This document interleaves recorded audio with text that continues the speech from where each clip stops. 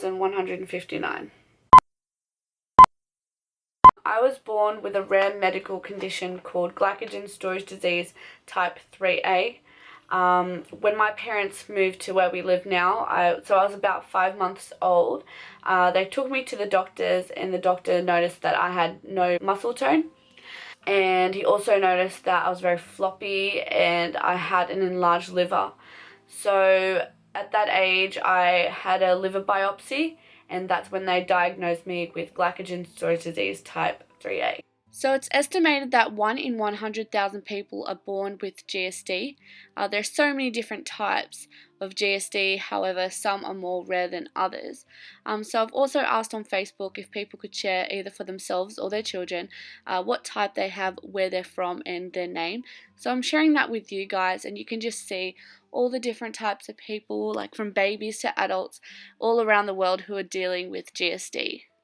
So I'm going to explain what GSD is, how I got it, and yeah. So glucose is a large energy source for the body. It is stored by the body in the form of glycogen and is released into the blood as needed with the help of special proteins called enzymes. So there are different types of GSD, but for all types, the liver cannot control the use of glycogen and glucose because certain enzymes are missing. An abnormal amount of glycogen is stored in the liver and not enough glucose is in the blood. That's also called hyperglycemia. Glucose is found in foods and are used by the body as a source of energy. After a meal, blood glucose levels rise. The body then stores the extra glucose that isn't needed straight away as glycogen in the liver and muscles. As the blood glucose levels begin to drop, the body uses this stored energy. These sugars stored in the form of glycogen need to be processed by enzymes in the body before they can carry out their functions. If the enzymes needed to process them are missing, the glycogen or one of its related starches can build up in the liver, causing problems. With GSD type 3A, we are missing the enzyme that breaks down the glucose from the glycogen branches. This is called the debranching enzyme. GSD is a genetic metabolic disorder. It is passed down through families and occurs because of an inherited gene change from both parents. When people are carriers, it means that only one of their genes is defective. If both parents carry the defective gene, there is a chance that A, their child will develop this disorder, B, their child will receive one defective gene and one working gene and will become a carrier, or C, not receive the defective gene at all and has both working genes. For example, I got A, so I got both defective genes, whereas my brother either got B or C. He does not have the condition, but he still could be a carrier of the defective gene. Okay, so the symptoms for GSD include enlarged liver and kidneys, low blood sugar levels, high levels of lactate, fats and uric acid in the blood, impaired growth and delayed puberty, bone thinning from osteoporosis, noticeably weaker muscles, and usually causes fatigue, feeling weak during exercise, or feeling of aching and weak muscles. My mum wrote me a little timeline, so I'm going off this because I couldn't really remember a lot from when I was younger. At 6 months old, I had physiotherapy and occupational therapy. I've had over 15 operations since I was a couple of months old to now. So at 16 months old, I needed to get a G-tube put in because I wasn't having my corn flour. So my medication for GSD is corn flour, and in America, and most people know it as cornstarch. It's actually a gravy thickener that you can just buy at your grocery store. Well, corn flour contains a really high amount of carbs. 1 tablespoon contains 9 grams of carbs. So when it's taken raw, it is hard for the body to digest, therefore giving me slow releases of energy. I don't take corn flour anymore because I eat really healthy, and I think I stopped having it around the age of 13, and I kind of decided I didn't want it anymore. But the doctors were a bit nervous about it, so I ended up getting blood tests to see what the results were in comparison to having corn flour and not having it.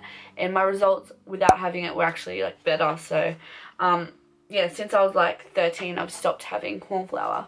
In 1996, I was 2 years old. That's when I fractured my right arm. And then the year after, so I was... Wait, did I say 5 years? So in 1996, I was 2 years old. And then in 1997, I was obviously 3 years old. And I fractured my right tibial. So I had a cast from the bottom of my leg all the way up to the top. I still have my cast. I think it's somewhere in the garage. In 1998, I was 4 years old. I used to get really severe reflux, so I was vomiting up all my food and I wasn't holding it.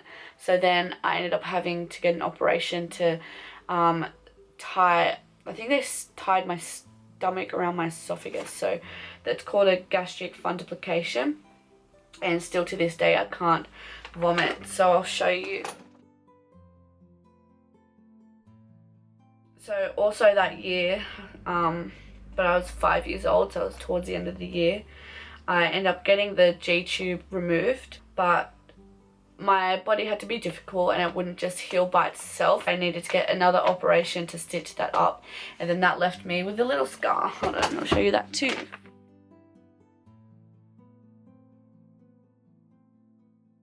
Also that year, I ended up getting my tonsils and adenoids removed. In 2000, I was 6 years old and I ended up getting septicemia due to sinus infections, and my organs almost shut down. In 2004, I was 8 years old. I fractured my right arm. Also that year, I was diagnosed with osteoporosis. When I was 9 years old, that's when I started having the, this is a really hard word to pronounce. Are you ready? Intravenous solid drainage. So my teeth are 3 years behind. So I ended up getting braces when I was 18 years old, because when everyone was getting braces when they were younger, I still had my baby teeth, and obviously I couldn't get braces until they'd fallen out and my adult teeth were coming through. So now I just want to talk about how it's affected my life. So I was very slow at like crawling and walking and all those sort of steps. My brother's 11 months younger than me, and he was doing like all those before me. So fast forward to school, primary school, that's when I was really noticing like the difference between me and other kids. Like they were playing sports, doing cartwheels, handstands and all those sorts of activities that kids like to do, and I couldn't do any of that. Like I felt really tired all the time. So then high school, that's when I started eating healthier, because I was very fussy as a kid. I used to just literally have carbs. That's all I craved because I had no energy. So I was eating like hot chips, Vegemite sandwiches. Like I said, it's very rare, 1 in 100,000 people. And there's, not a lot of research into it because it is so rare. However, there is a doctor out there, Dr. Weinstein, I hope I pronounced that correctly, but everyone in the GSD community knows who he is. So he's a director of glycogen storage disease program and associate program director for the research, and he's at the University of Florida Health and Science Center. So that's the largest clinic and research in the world for GSD, and they're working on ways to cure the disease through gene therapy. Like I said, I'm eating clean and I'm really working on a good healthy diet. I'm training at least 4 days a week. I'm really like happy at the gym I'm at now because it's quite small and it's like a very tight community. They know a lot about my condition, so I feel more comfortable, and they still push me. Like James, who runs the gym, is the owner of the gym, he pushes me so much. He makes me feel like when I get at my lowest points and I've teared up a few times here and there, he just lifts me back up and he just makes me feel like I can get through it. Just put it behind me. Like I know I have the condition. It doesn't matter. Like just put that aside and just do your best. And that's what I've been doing, and I'm seeing results.